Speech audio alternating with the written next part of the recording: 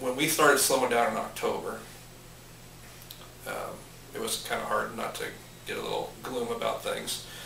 And I told myself, you know, I can sit around here and wait and, you know, pray that everything comes back and everything gets back to normal, or I can do something about it.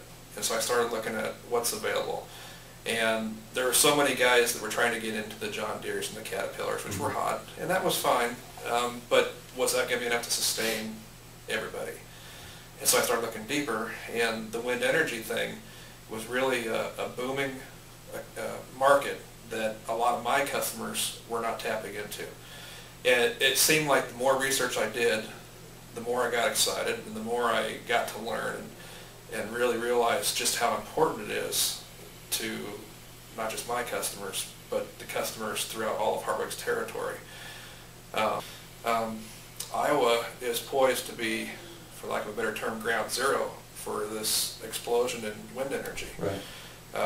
I attended the Iowa Wind Energy Conference week before last, and as of that time, Iowa surpassed California in wind output.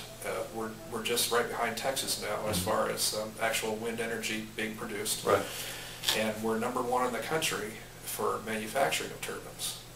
Now that said, that is the OEMs that are actually assembling the turbines before they go out to the field, Sure. not necessarily the shops doing the machining on them. And so that's where I went, okay, I started talking to some of these guys, well, you're so focused on bringing the OEMs in, you're so focused on bringing in the turbine fields to make the power, what about the guys making that? And some of these guys said, well, you know, all our machining has to come from these heavy industries, which are more on the East Coast, we just don't have them. And I could have about crawled across the table with these guys because I'm like, you're missing the boat. We have valuable customers with the equipment to do this stuff right in Iowa. Why send it to the other side of the country or out of states in a lot of cases? Right, right. And so that's when I really just decided that I'm going to take this thing by the horns, and I just started running with it. There is a medium and a smaller wind turbine market that's flourishing right now as well and growing. It's not as big in Iowa as it could possibly be, but the more what I would call a personal use or residential use or small town use type turbines that are coming up, and they're going to really take place. I don't know if you know or not, but there's a goal right now set by the current administration that they want the country to be 20% dependent on wind energy by 2030. Right. Right now we're at 1%. In order to get to 20%, we need to build approximately 200,000 turbines. They say that Iowa, Nebraska, the Dakotas, and Minnesota, that's where their focus is. But if we wanted to, those 5 states could actually feed the whole country if we had enough turbines go up. Right. But in my last meeting with some of these OEMs, there's some struggles with that because we don't want to just start tossing turbines all over the place just to make energy.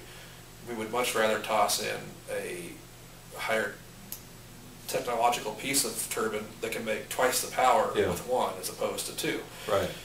So the focus right now is on bigger, taller towers, which can then hold bigger gearboxes, which then can hold a bigger hub, bigger blades, more power. There are some OEMs out there who have their own designs for gearboxes that are more efficient, that are coming along, that are going to revolutionize the market, and those are probably going to take over that design.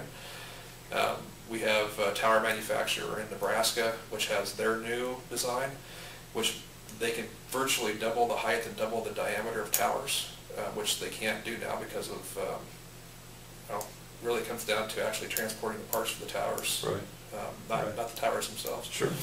So, and then there's the focus right now on lighter and more stronger blades, because the heavier the blade, the more strain it puts on the hub and the gearbox. Yep. And if they can actually create a blade that's stronger, bigger, and lighter, then there's obviously more power and less of the need for some of these huge gearboxes. Right. So the focus on that obviously comes down to where we fit a need. On top of that is advanced manufacturing. A guy with a 2-axis lathe probably isn't going to succeed in that type of a market. Mm-hmm. A guy with 4-axis live tooling, maybe a Y-axis or a sub-spindle, or a big double column, somebody that can do multiple operations in one setup, and big equipment, right. and less setups, those are the guys that are going to get into this and do well. If you want to get into WindEnergy and you want to make these parts, you need to go to Hartwig.